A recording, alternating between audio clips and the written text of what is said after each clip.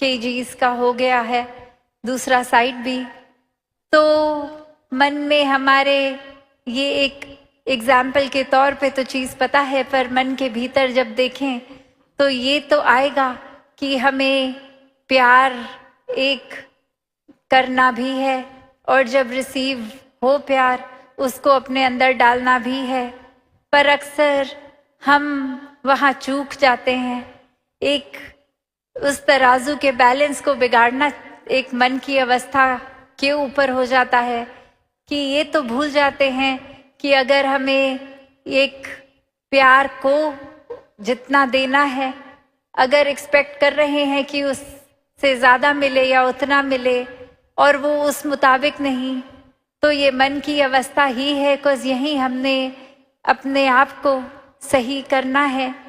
एक नज़रिया हमारा क्या है कि ये हमें ज़्यादा से ज़्यादा मिलता रहे और कितना देना है उस पे तो हम तवज्जो ही नहीं करते कि कैसे दे। ये कोई सौदे का तो खेल नहीं है प्यार, खैर, पर एक अगर आम भाषा में जैसे बोलते हैं कि अगर करेंगे तो मिलेगा, तो ये बात प्यार के ऊपर तो उस तरह से लागू नहीं, क्योंकि अगर हमारे वाक्य ही असली एसेंस में प्यार है तो वो उस पैमाने पे है ही नहीं कि वापस मिलेगा, क्योंकि प्यार तो वो भाव है जो सिर्फ जितना देते हैं उतना ही मन खुश रहता है। तो यहाँ एक बैलेंस की बात कि हम किस तरफ तराजू के वो नज़र डाल रहे हैं कि हम कितना दे रहे हैं उस पे या हमारे को कितना मिल रहा है उस पे। तो संतों ने तो हमेशा देने की ही बात की है। कोई सौदेबाजी, कोई शातिर मन दिमाग तो नहीं रहा संतों का, कोई फायदे नुकसान की बात तो नहीं करते।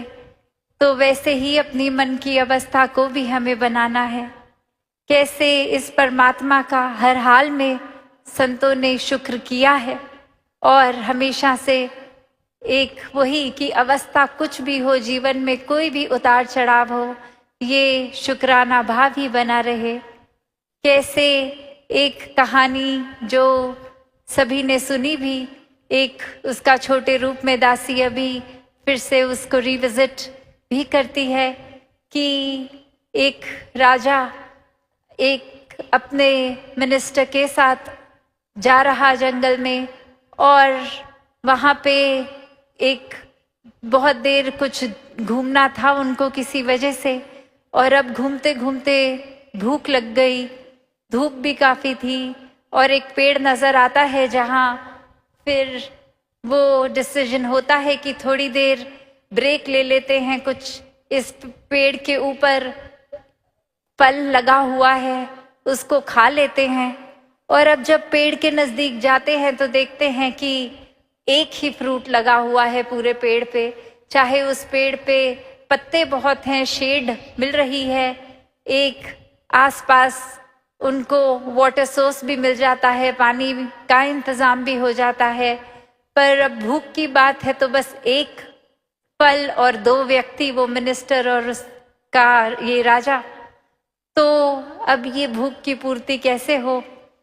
तो फिर भी वो राजा उस तरह से इशारा करता है और वो सेवक के रूप में मिनिस्टर वो ले आता है फल, और वो चखने लगते हैं अभी। और ये राजे की नज़र में क्या आ रहा है कि उसने तो, साथ वाले व्यक्ति ने, इस मिनिस्टर ने तो पूरा ही फल चख लिया, ऑलमोस्ट बस खत्म होने ही वाला था। तो राजा की भूख बहुत थी और कुछ बचा नहीं था, तो एक इंस्टिंक्टिवली उसने वो फ्रूट खींच ही लिया हाथ से कि कुछ तो दे दो मुझे भी। और अब जैसे ही चख मारा और वो बाइट में वो फ्रूट इतना कड़वा, इतना खट्टा कि एक अचानक रिफ्लेक्स में वो स्पिट आउट कर दिया, वो थूक दिया गया। और वो एक सवाल नेचुरल कि ये इतनी सारी क्वांटिटी आपने अपने अंदर खा ली इस फ्रूट की, पर ये तो एक बाइट में ही नहीं अंदर जा पा रही। तो ये आपने उस समय कुछ ना शक्ल पे आने दिया, ना आपने ऐसा कुछ रिएक्ट किया। तो वहीं वो सेवक रूप उसका वो एक बात रखता है कि राजा, आपने मुझे सब कुछ दिया है, और अगर आपने अभी सिर्फ एक हुक्म ही किया कि वो फल को तोड़ो, तो पहले तो मेरे मन में आया कि मैं एक उसको फर्स्ट बाइट मार के देख लूं कि अंदर से वो ठीक है और वो मीठा होना चाहिए और मैं आपके आगे पेश कर देता। पर मारते ही चक वो पता लग गया कड़वा है। तो मैंने खुद ही सोचा कि खाऊं, आप तक ये आए ना, ताकि आपके मुंह का स्वाद ना बिगड़े। तो फिर राजा का वो सवाल कि चलो अगर तुमने ऐसे किया भी तो भी, या फिर डायरेक्टली भी बोल सकते थे तुम्हें पूरा खाने की जरूरत नहीं थी, तुम भी ना खाते, बोल देते कि ये ठीक नहीं है।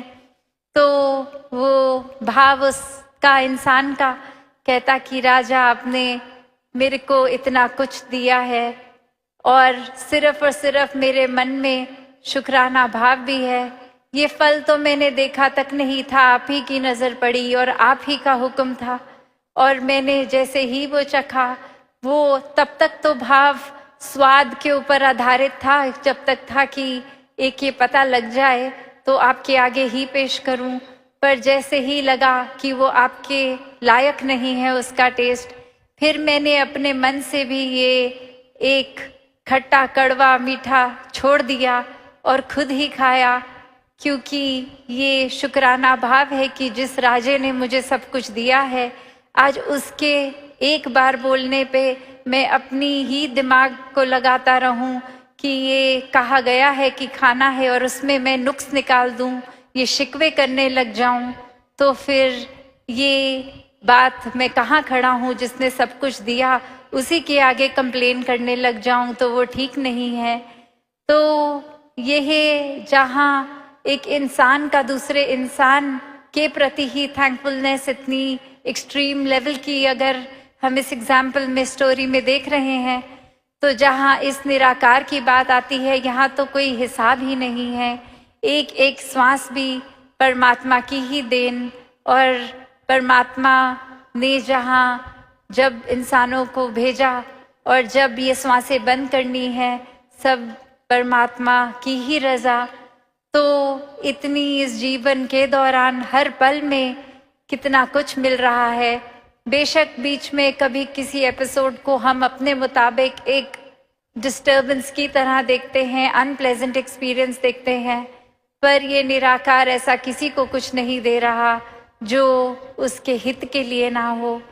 तो नज़रिया यहाँ अपना ही बदलना है कि ये हमेशा कंप्लेन्स करना नहीं, ये थैंकफुलनेस लानी है। अभी एक थैंक्स गिविंग डे की भी बात आती है, जैसे कि पूरे साल में अभी हम उसका एक तरीका कि ये मन में निराकार के प्रति एक शुक्राना भाव, तो क्यों ना हर दिन ऐसे ही मनाया जाए कि ये शिकवे, ये कितनी चीज़ें जो हमारे मुताबिक नहीं, हमें पसंद नहीं, ऐसा कुछ हो रहा है, तो वो शिकवे करने की बजाय शुक्राना किया जाए।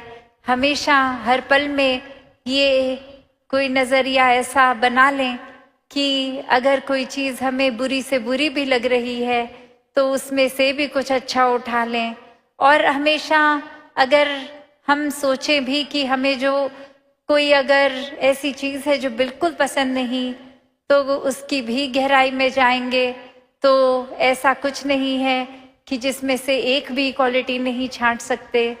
जिस तरह वो उदाहरण है कि एक बंद घड़ी भी दिन में 2 बार बिल्कुल एक्यूरेट टाइम दिखा देती है, क्योंकि वो एक AM और PM में वो समय पक्का आएगा जहाँ पे वो वॉच स्टैटिक होके बंद हो गई है। तो एक कोई भी चीज़ चाहे कितनी भी बुरी हो, उसमें अच्छाई ज़रूर रहेगी। और जहाँ इंसानों की बात है, तो चाहे कईयों के स्वभाव हमारे जैसे नहीं होंगे या हमारी पसंद के मुताबिक नहीं होंगे, पर ऐसा नहीं है कि उनका स्वभाव अच्छा नहीं या स्वभाव में कुछ एक भी चीज़ अच्छी नहीं। ये हमारे नज़रिए की बात है। तो आत्म मंथन यहाँ अपने अंदर फिर एक बार इस पहलू पे भी किया जाए कि कैसे हम क्या ज़्यादा एक सिर्फ रिसीव करने में ही इंटरेस्टेड हैं या देने में भी एक मिलता ही रहे ऐसा स्वभाव बना लिया है, या देने का भी है। क्या एक बिल्कुल ही हम अपने पहलू को एक छोर की तरह पकड़ के बैठे हैं, या दूसरे की भी बात सुन के उसको भी एक अकोमोडेट करते हैं अपने जीवन में, या फिर एक सिर्फ और सिर्फ नज़रिया बना लेते हैं कि ये इंसान पसंद नहीं तो इसकी कोई भी बात ठीक नहीं। तो ऐसा आत्ममंथन करें, ये सोचें, ये अपने अंदर सुधार का भाव रखें। तो ये नज़र घड़ी पे, और सभी आज 1 बजे से आए हैं और अब इतने घंटे सत्संग में भी लगातार बैठकर, तो ये आज का उस आवर्स वाइज लंबा दिन भी सबके लिए हो गया, पर फिर भी सभी संत आनंद ले रहे हैं।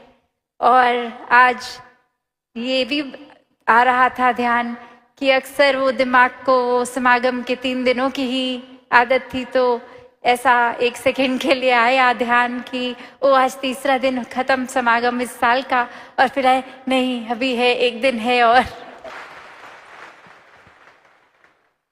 तो वो चाहे किसी न किसी कारण से, कितने महापुरुषों की वो चाहे वर्क कमिटमेंट्स हों, बच्चों के स्कूल हों, तो शायद चाहे वो कल का दिन भी पर कुछ अटेंड अगर नहीं कर पाएंगे या फिर किसी वजह से नहीं आ पाए अपने घरों से, तो वो भी सेवा भाव है, वो भी रिस्पॉन्सिबिलिटीज़ हैं। तो सभी का समागम ये एक भाव से ही है, तो चाहे पहुंच पाए या नहीं, या बीच में से जाना पड़ा, सभी का समागम मुबारक है। और दासी आज ये बात भी साझा करना चाहेगी कि ये दासी की जो एब्सेंस रही 5 महीनों की, आप संगत से फिजिकली दूर, तो ये एक स्वास्थ्य रूप की अरदास हर किसी की एक कभी ना कभी किसी तरह से पहुंचती थी। तो वही बात कि आप सब संगत, जो संगत माँ सर का ताज हैं, आपके आशीर्वाद से वो स्वास्थ्य भी अब ऑलमोस्ट पूरी तरह रिकवर्ड है जी।